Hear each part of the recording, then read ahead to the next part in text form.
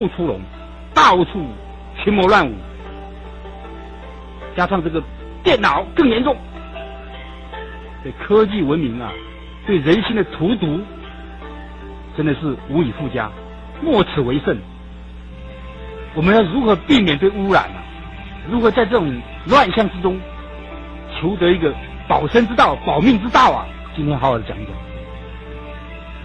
要不然的话，真的是我们都是受害者，媒体资讯的受害者。